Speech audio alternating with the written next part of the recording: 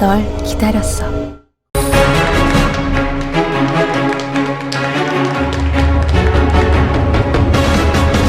We are back for the StarCraft 2 Star League 2016 Season 2. And this is going to be the second round robin of the day. We are now entering the nighttime. We got 14 more games for you guys. So, yeah, that's right. I'm just making sure I got my tallies and stuff getting ready, because once we get towards the end, I'm going to have to do some like addition and subtraction. It's going to be really hard. I don't know, man. You got to be careful about doing math on stream. Well, no, it's going to be off stream. I'm talking about like when we get to those breaks, I'm going to be like, all right, well, let's like slow this down for a minute. But, yeah, right now TY is in the lead, 5-0. Number 2 is Cure at 3-3 with 2 away wins, and Bomber is number 3 at 3-2 with 1 away win. So that's the top 3. Below that, Trap is in 4th place, Sue is in 5th place, and Hush is in 6th place currently with the current scores. So not like too crazy of results so far, but TY's dominance is like the coolest part of this group. Yeah, TY's wrecking the group. Kier is doing all right. Take note that both Kier and Trap have played 6 games. The other guys have played 5 only, so they have 1 extra game under their belt. Trap getting that extra win right there in the 16th game. So not quite the halfway point, but close. They got those extra games because of the team kill thing, the Gen Air special they had at the beginning, where they played their second round robin match before. But now we're going to match 17. We will have 14 matches to go before this night ends. And here's the scores I just told you guys. Wow, interesting that I would have actually thought Trap was ahead because he has 2 away wins, but I guess it's like equivalent to your loss score. That could also just be a mistake, but I was told earlier that it was wins and then aways, so I think Sue's actually ahead, but we'll take. Well, they're tied for 4th, which is weird. Trap should be number 4, and Sue I guess should be maybe we 5. only do, because look at this as well for Bomber and Cure. Like maybe we only tally the aways at the very end. Yeah, after like win ratio, I suppose it's not just about wins. That makes a bit more sense. So it's surprising to see Bomber at 3-2. Did not expect that coming in. Sue kind of lobbed him an underhand game, just like, here, take this one as I throw my stuff into your base, and you totally cleaned it up with no problem. Ruins of Endion, man. It got dirty. I'm liking that map a lot, though. It's actually really fun. I'm trying to see if we're going to see it anymore today. Scheduled to see it one more time today with Hush versus Bomber. So that's kind of the way Hush of picking things. that again. Except this time against Bomber and not Trap. So, all right, TY, the god of Group A, 5-0. I remember there were like very few groups in the up and down matches where we had this round robin format where players would go 5-0. It happened occasionally, very rare though. And players that did not belong in Code A, when go to the up and downs, would end up doing that. And I think TY, again, does not belong in Challenge. Yeah, he doesn't belong here. He was just in the finals against Zest. And, well, he did decently well there, too. Even though Zest won in the end and did outplay him over the course of the series, he still held his own in a finals in Korea. So he belongs up at the top. Here's Bomber. He's lost to TY, which is okay. And losing to Kira is not bad either. So this guy is actually doing pretty well against the other players in the group so far. Yeah, very, very strong results. And he's just starting over. He's going to play against TY again. I would predict TY will win again, as he is not only 5-0 in this group, but also playing on his home map of Dust Towers. He chose this map for this matchup.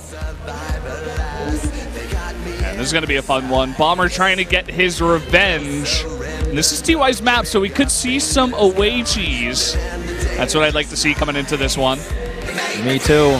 Looks like it's time to get it started. Dust Towers is the map. Let's go into set number 17 of 30.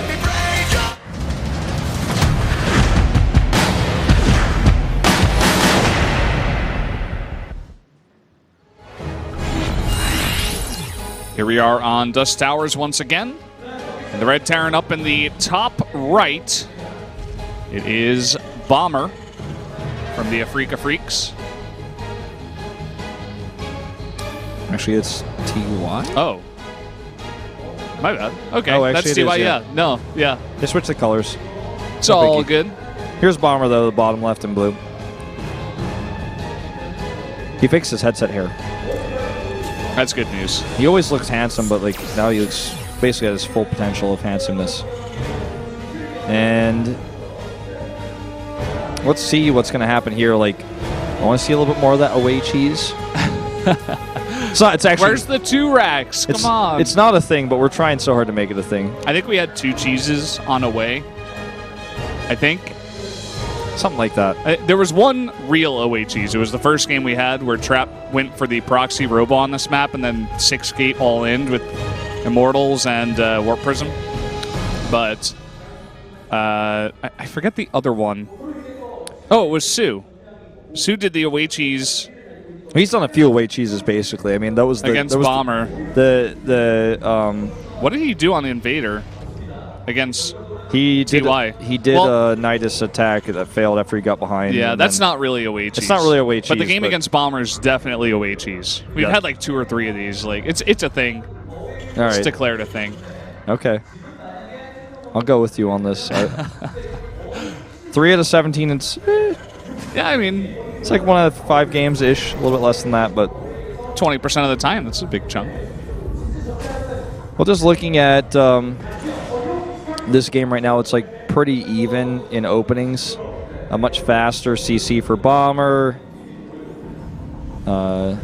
TY not building anything on that barracks, actually. Going to go for a fast 3rd CC, so okay. Ooh, this get the is zoom in here. some home econ cheese. I'm like, some of your home ec class. Some home macro play. Totally what we would expect, for sure. Well, this is just going to either pay off and get him massively ahead, or Bomber will have to punish. But if Bomber doesn't scout this, then there's no way to punish it. And that's why playing blind is not the way to go. And the Bomber will eventually scout that. Maybe too late. See what he builds off his factory here. He does have a reactor coming up. And his own 3rd CC. Look at that. So this is actually really good for TY because basically Bomber is going to be hard-pressed to find damage with this opening. And also, he's going to have to lift it. It's delayed, whereas TY can start mining from it directly before it's even finished. Morphing into an orbital, it's going to be an orbital fast. We're just going to have that extra mining, saturation from the 3rd patch of minerals. 3rd set of minerals patches.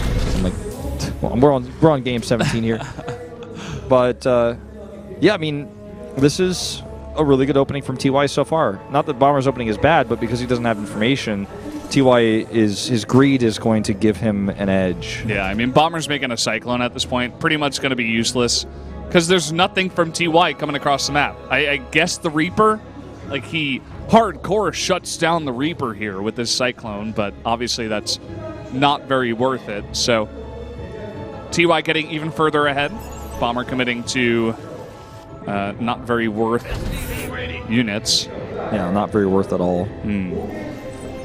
The worth is low. Bringing in the MOBA terms here, you got to mix it up. It's already game 17. Yeah. You're like, I never want to cast with you again. I'm like, I cast a MOBA. Like, everyone's like, it's a hero brawler. I'm like, oh, okay. That was a good imitation of the community response, or just, people who make a big deal of that kind of thing in general. I played Dota 2 since the very beginning, and I'll tell you, this game is not a MOBA. It's have last hits and items. Dude, look at the middle of the map. TY's got 4 things on patrol. Yeah, he's like, no, nothing gets by me. He's like, I wish I had enough money to send a 5th and 6th one to the top left mineral patch and the bottom right mineral patch just to be 100% sure, but I'll just scan you instead because I feel like that's pretty good investment. Also, while I'm scanning, let me send a Reaper in and find even more out about what you're doing. Oh, you made a Cyclone? Lol. Here's some delayed mule timing. Yeah, that's about it, all the scouting information he could ever need, because he sees the 3rd CC, sees the Cyclone, he knows the build, and he scanned the main too, so he knows like what kind of production buildings are there as well. All right, he's going to send out the new, more detailed scouters now. Like, Who are they? 3 Marines. I don't know. They're like, I guess they're like 5, 6, and 7 now, even though there's only 5 on the map until the Reaper died and one of the other ones went home. That's what I'll name them, I guess. But look at this. Like, the drop is going to go to his base undetected. If it is, it's going to take the longest path possible, which gives him further time to react. No ground-based army will catch him off guard either. And if you look at the army supplies, you can see that's the one thing that Bomber does have going for him ahead. Two has even rushed out the upgrades a little bit faster. Well, double E-Bays. Bomber already has the +1. But he's powering up more production facilities. So in a few minutes, if nothing changes in this game, suddenly TY is going to jump ahead in supply. Oh, look at this. Yeah. And look, 7 beat Bomber's Marine. He's going to walk in the Cyclone and die, though. Or is he? Skirts around. Oh, no, he's dead. I'm sorry. Oh, he's the most badass Marine of all time. He's like, no, I'll still take out 16 health of the Cyclone. There's 4 Vikings to 3 right now in favor of TY. He's been consistently making these 4 Vikings. I assume that's the magic number for him, because the meta was always like you just need 1 more than your opponent. So sometimes it would be 2 against 1 or 3 against 2. So TY was like, no, I'll just make 4 early so I can win any fight. And 4 is a hard number to surmount, right? To remake enough Vikings to get above 4, you got to make 5. Yeah, that's right. It's like a lot of starport time. Yeah, if you want to beat 4 Vikings, you will need 5 at least. Exactly. And then eventually 4.5 doesn't cut it. You need 5. And someday, maybe next year, people will be making like 6 or 7 Vikings to start. Then I'll just go to Wings Liberty, TVT. Everything is a circle. Yeah, man. It's the story of our life. Well, we got this drop coming out. Small little Marine of Bomber Zone. He took a page out of TY's book. I think he's trying to bait some Vikings over here to deal with the medevacs, and he's going to try to deal with them with his own. Although he only brought 2 over, so never mind. Now, I mean, like, again, TY is going to start his 2-2 faster. He's late on the combat shields, but he actually doesn't... Actually, this is something I've noticed about TY's TVT in this group, is he doesn't get his combat shields early. He prefers getting his upgrades, spends his gas on that instead. He's like, combat shields are one of the fastest upgrades, and since we're not really fighting, clearly, it's not going to be that important. And he just saves it until later. He has a 4th base faster. He has the line of sight across the map. He is map hacking, basically. He has 2 sensor towers in his main base. And the Bomber's got sensor towers like, yeah, I wasn't even going to drop you anyways. I'm just going to get further ahead. Well, here comes a drop, as you're saying that, but I doubt he'll commit unless he goes along the very low edge. I think this is a distraction drop from the drop that's going to come from the top. So he's going to pull units back into the main base with this, and then a hit from the top side. Oh, this is interesting. Bomber's like splitting groups of Marines into all which ways, but they're all just going to die. Not entirely sure what the point was for that one. Scouting Marines, making sure, and here come the tanks. A couple of Marines will go down, but the majority of them saved, and here comes the drop. Yep, this is the one I was talking about. He still has the drop to the bottom right as well available. He hasn't used it yet. What in the world is... I don't even... What? He like just builds a barracks there and rallies out Marines to be picked up by future medevacs to harass. It's next level. What is he gonna build? Is that like real? Is that still over there? No, it was just a misclick. By the way, TY flies his Vikings into turrets, and now the Vikings of Bomber come over. Oh, this is smart. He's actually going to use the medevacs as tanks so they can win the Viking War. Ooh, one small mistake there. Yep. And then the tanks, the real tanks, come over. He's like trying to get the SB so bad, but there's a medevac healing it. Oh, man. Bomber's about to get stuck in a bad spot, though. He needs to retreat. Here comes the huge tank army of TY. TY has +2-2. Bomber does not yet. Oh, my God. Bomber commands in and takes a huge pummeling from those tanks. The CC's still trying to delay it. Medevac keeps healing that SCV. It's not happening. I think TY could just crush that 4th base. He doesn't see it yet. He's about to, though. That one Viking just wants to be involved. Get out of here, Viking. I don't want to be involved right now. TY's actually supply blocked. Can't get to max just yet. But either way, he's got a massive position. Really, really nicely done. Tanks are going to drop in here all alone. Oh, no. This is a bad idea. This is a bad idea. There's no support for those tanks. He's going to lose his planetary. At least he cancels it. down it goes. And TY's had his fourth for a very long time. TY's ahead in the upgrades at it's 1-2 to 2-2, and he's got +3 on the way.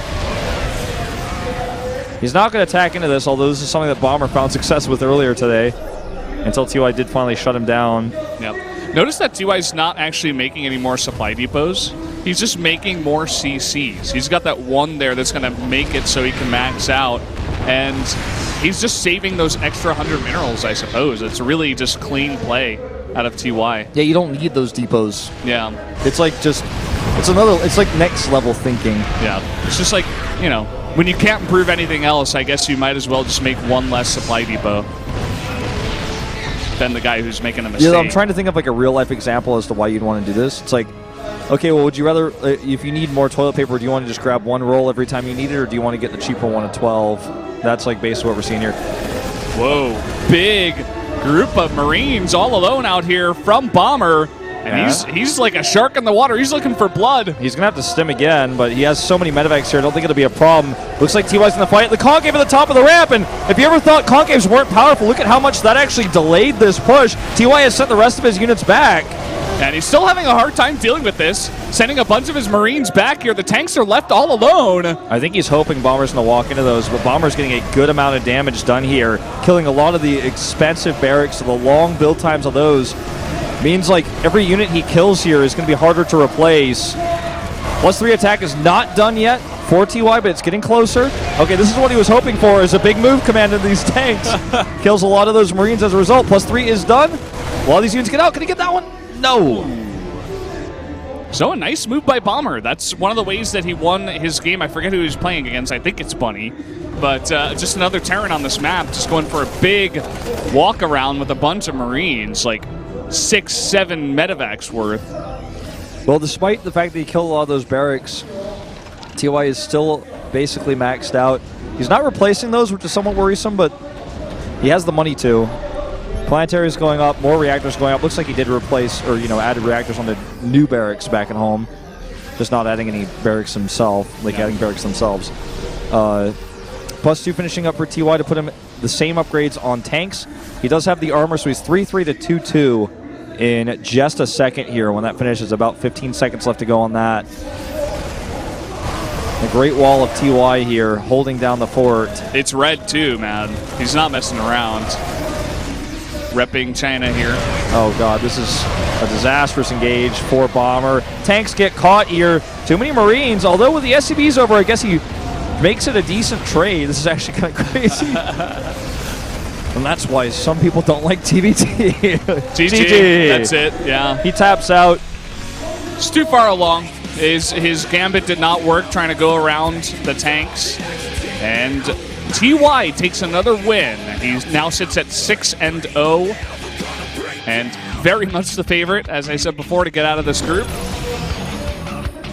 Even if he goes 6-4, I think he gets out of this group. So there you have it. He's basically made his way in, forced his way in with 6 wins in a row. Now it's pretty much up to the other players here to fight for the second and third spots.